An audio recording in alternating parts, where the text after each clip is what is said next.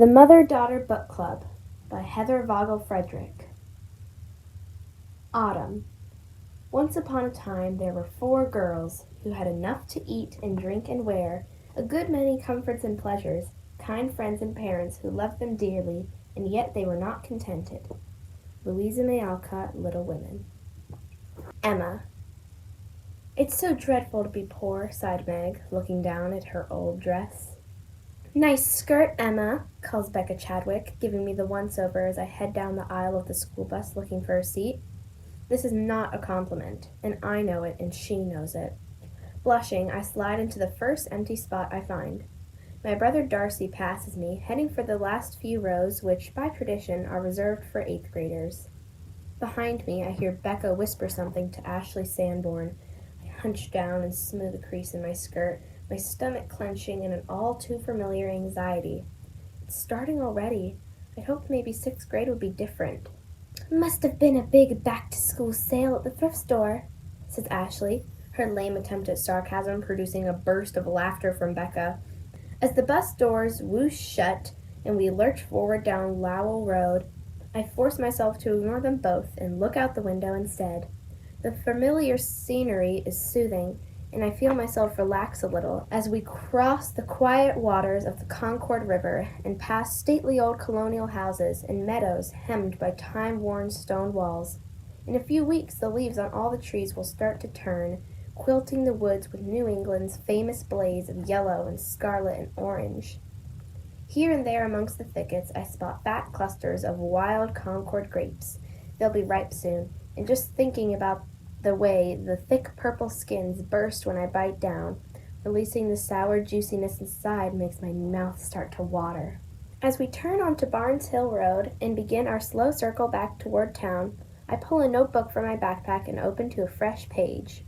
Ode to September, I write across the top. I chew the eraser on my pencil, pondering my opening line. But instead of writing verse, I find myself stewing about how much I hate the first day of school. I never used to. When I was little, I could hardly wait for it to start. I get all excited about my new lunchbox and pencils and stuff, and I'd wear my new shoes around for weeks to break them in. Then, a couple of years in 4th grade, everything changed. Suddenly, it was all about who's popular and who's not, and if you're wearing the right thing, which I never am. Ever.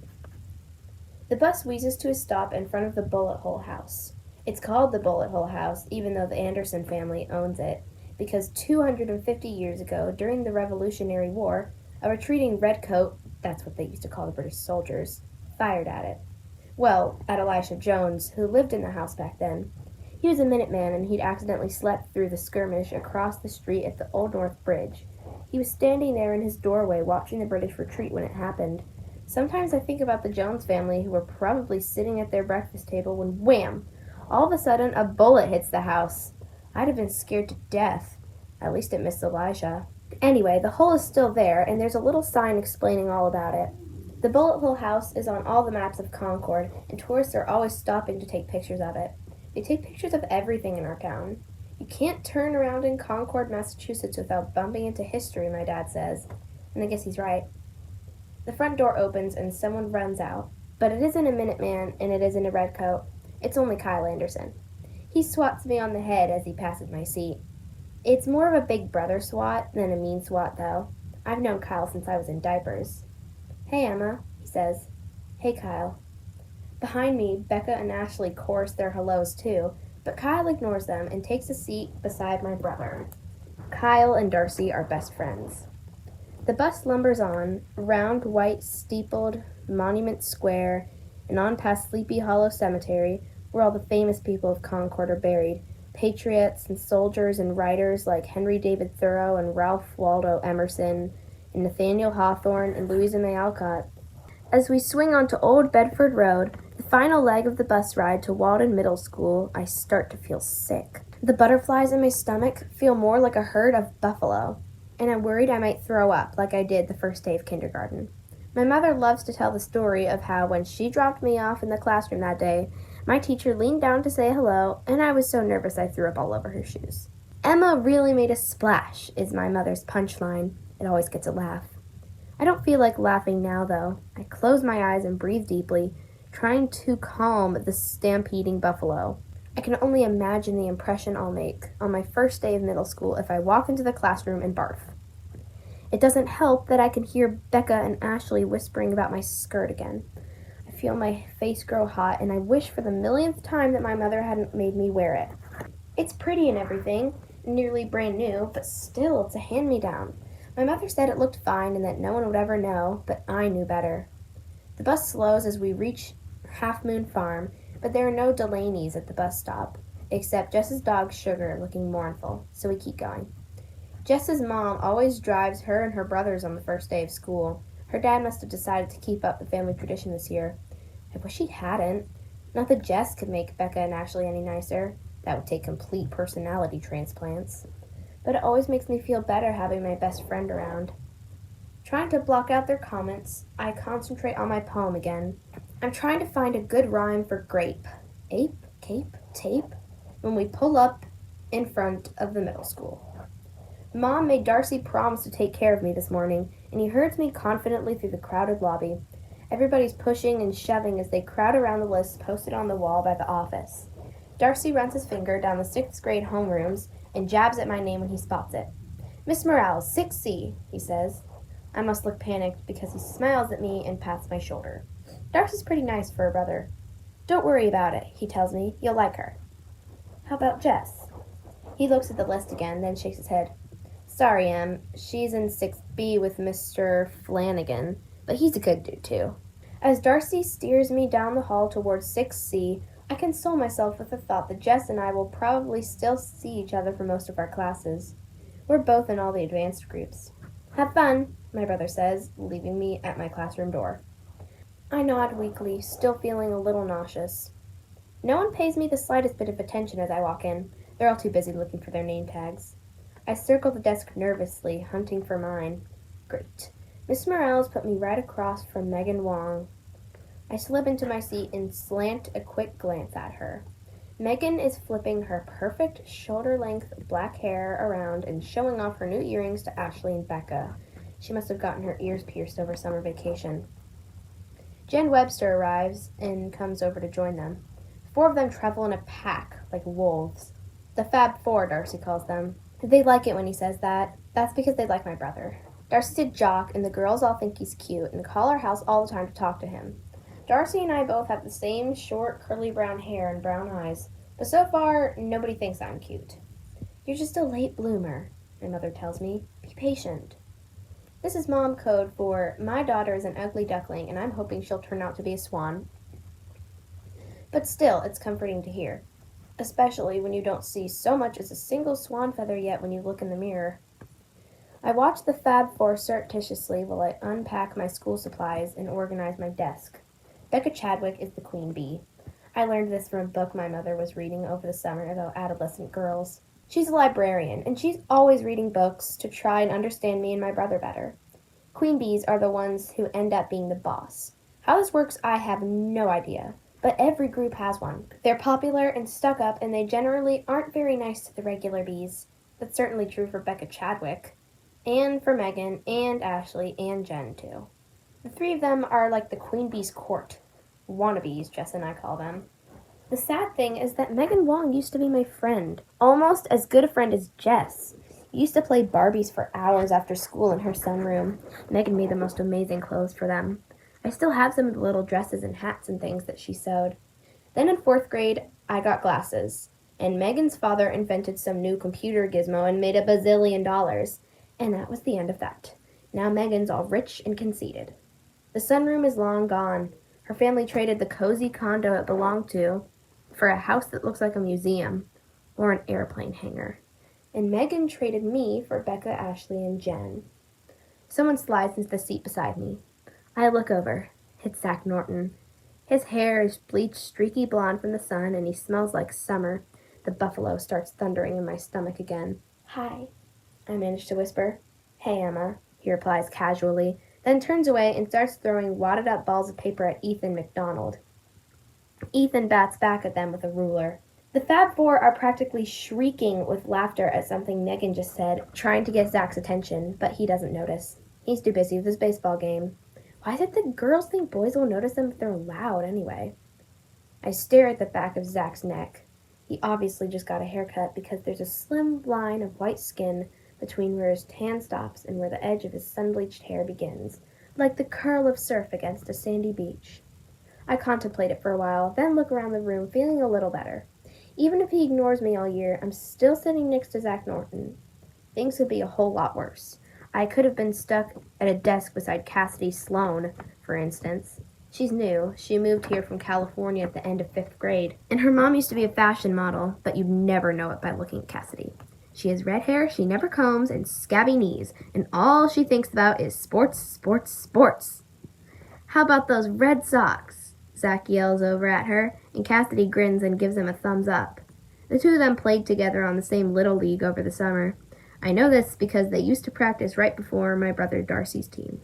Sometimes I'd ride my bike over early just so I could watch Zach.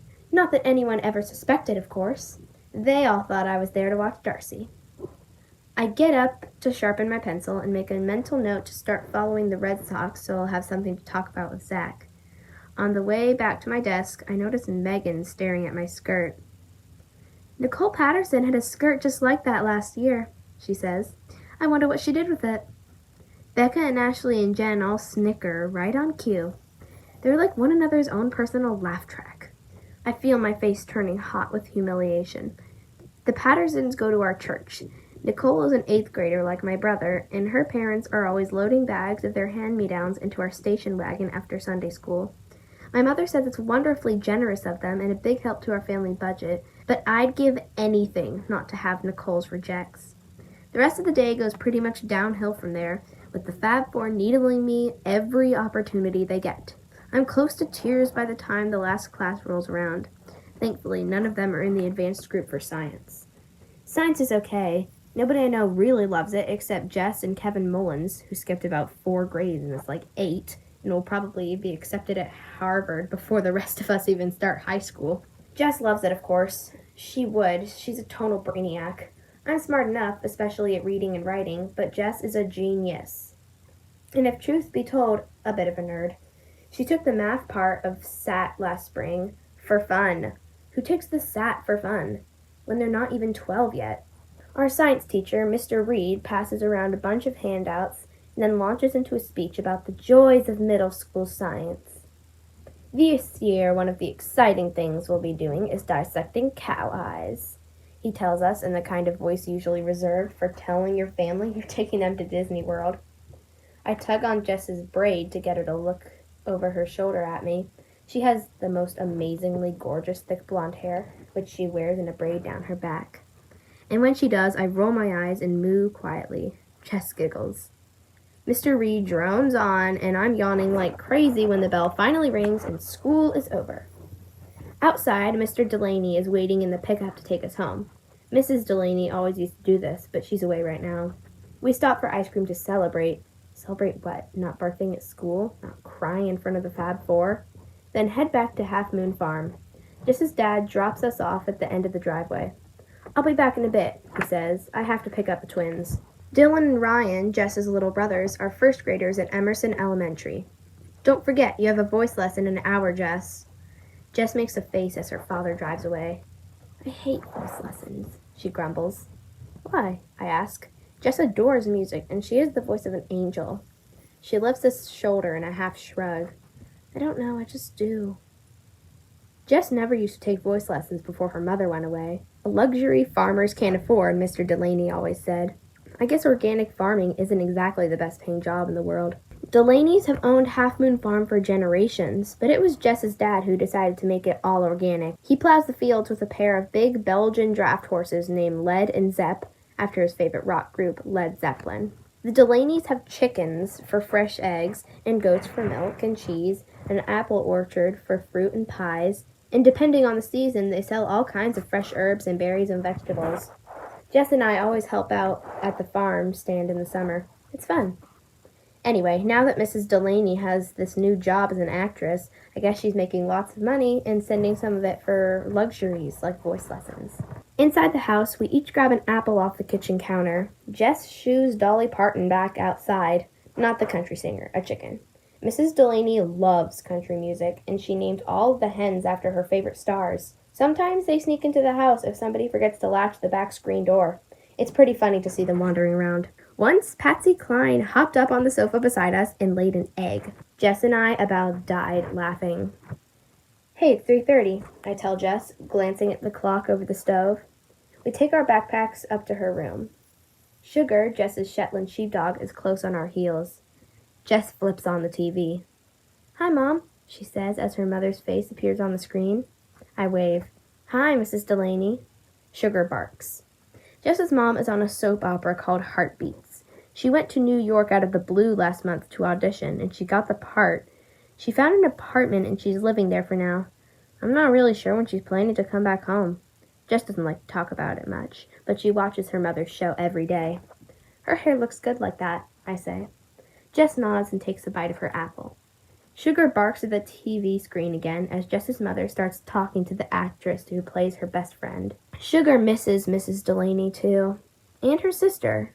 The Delaneys actually have two Shelties, Sugar and Spice. Mr. Delaney got them for Jess and her mother for Valentine's Day a couple of years ago. They were the most adorable puppies I've ever seen. Mrs. Delaney took Spice to New York with her to keep her from getting lonely. After a while, we turned the volume down. The dialogue on Heartbeats is unbelievably lame. I don't know how Jess's mother can keep her face straight when she says her lines. Honestly, I could write better stuff than that. "Help me with my math homework?" I asked Jess. "Sure," she replies. Jess has skipped ahead to algebra this year with Darcy and Kyle. I'm in regular 6th grade math. I'm terrible at it. Jess has been my tutor since kindergarten. Keeping an occasional eye on the TV screen, we do our homework together, and by the time we're finished, Mr. Delaney is back and ready to take Jess to her voice lesson. He drops me off at home on the way. "See you tomorrow," Jess calls out the window. "See you," I call back and go inside. My dad is putting dinner on the table. He does all the cooking in our family. He says it's easier this way because he works at home, but I think it's self-defense. My mother is a terrible cook. She admits it too. She says she can't even boil water. "So, how was your first day back at school?" my father asks as we take our seats. "Great," says Darcy. "Okay, I guess," I mumble. My mother looks at me sharply. "Just okay?" I shrug. "Maybe some comfort food will help," says my father, passing me a plate heaped with his special homemade meatloaf and mashed potatoes. "Better give me some of that too," says my mother. "I had a meeting with the head of the library board this afternoon." "Calliope Chadwick," my father replies, serving her up an extra generous helping. "And how is the wasp and her colossal bottom?" "Nicholas Hawthorne," my mother scolds. "Little pitchers." That's little pitchers as in little pitchers have big ears. In other words, Darcy and me. My father looks over at us. He grins. We grin back. Calliope Chadwick's sharp tongue and extra-large backside are well known around Concord. "You object to my use of the word colossal," my dad says to my mother, the picture of innocence. "You would prefer, perhaps, gargantuan?" "How about enormous?" offers Darcy. "Vast," I suggest, feeling a twinge of guilt for poking fun at Mrs. Chadwick. I'm short, but I'm not exactly what you'd call petite myself. "Immense," counters my brother. "Enough," cries my mother, trying to suppress her laughter. The synonym game is a time-honored Hawthorne family tradition. She looks around the table at us, shaking her head. "Honestly, what am I going to do with you three? You are incorrigible. And Nicholas, you're the worst offender. We're supposed to be teaching our children to respect their elders." "We are teaching them to respect their elders," my dad says cheerfully, "those that are worthy of respect." It's no secret that Calliope Chadwick has a shrewish temper, and there's no point pretending we can't all see her massive... My mother holds up both hands. "Cease and desist." My father smoothly changes the subject. "Did I tell you that the Boston Post sent me a new Austen biography to review?" All thoughts of the Chadwick posterior fly instantly out of my mother's head. "Is it any good?" she replies, her eyes lighting up with excitement. "Can I read it when you're done? Can I read it first?" Books are my parents' life. My mom is a librarian at the Concord Public Library, and my dad's a freelance writer. Not surprisingly, books are a frequent topic of discussion around our house, particularly books by Jane Austen. My mother is an Austen nut. She even named my brother and me after characters in her favorite Jane Austen novels. It's a good thing my brother is as popular as he is, because a name like Darcy could get him in a whole lot of trouble otherwise. But nobody at school teases my brother about much of anything. First of all, everybody likes him, and second of all, he's 6 feet tall and already a lineman on the football team, and the captain of the middle school hockey team 2 years in a row now. And as if that weren't enough, he's an all-star baseball pitcher to boot. The high school coaches are practically drooling at the thought of getting him on their teams next year. It's not until dessert, chocolate pudding, more comfort food, that the subject of Mrs. Chadwick comes up again. "So tonight's the big night for you two girls, right?" my dad asks, gazing at my mother and me. I give him a blank look. My mother smiles that smile she pulls out when she's up to something, the one that makes her look just like Melville, our cat, after he's made a successful raid on the bird feeder. "That's right," she says, "although if Calliope has her way, it may not get off the ground." My dad takes a bite of pudding. How did she find out? She in our yoga class? No, though it would doubtless do her some good. My mother bites her lip at this uncharitable slip, then continues primly. She's objecting on the grounds that the library charter forbids private clubs from meeting on public property, but I think it's because she's miffed at the member list. My eyes are bouncing from one of them to the other like a spectator at a tennis match. I'm completely clueless here. Well, don't let it spoil your big night, my father says. What big night? I ask suspiciously. My mother turns to me. I have a little surprise for you, she tells me. After yoga class, some of the other mothers and I were talking. Uh-oh, I say. I can't help it. Some of the other mothers and I were talking is mom code for you're not going to like what's coming next. My mother sighs.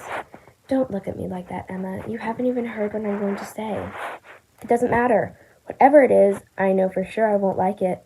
Last time my mother started a sentence that way, I ended up in ballet class. Talk about total humiliation. People built like me are not meant to wear leotards. We're maybe meant to bring in the harvest or something. The time before that, I got to volunteer at a local animal shelter, which wasn't so bad until that wine bag of a parrot nearly bit off my finger. I could go on. The list is endless. My mother ignores my question. We've decided to start a mother-daughter book club, she says in her best Mrs. Hawthorne the librarian voice. And tonight's our first meeting. Won't that be fun? Darcy groans. He looks over at my father. Man, Dad, am I glad you don't do yoga. I stare at my mother. I must look like she's just informed me that she's planning to shave both our heads because she bursts out laughing. Come on, Emma, it's not that bad, she says. Who else is going to be there? I demand, suddenly putting 2 and 2 together and getting 4 for once. Did Mrs. Chadwick make you invite Becca? My mother smiles her sly, cat-like smile again. You'll have to wait and see, she tells me loftily. Don't worry, it's going to be great, I promise. But I know better. It's just like Nicole Patterson's hand-me-downs. It's not going to be great at all. It's going to be a disaster.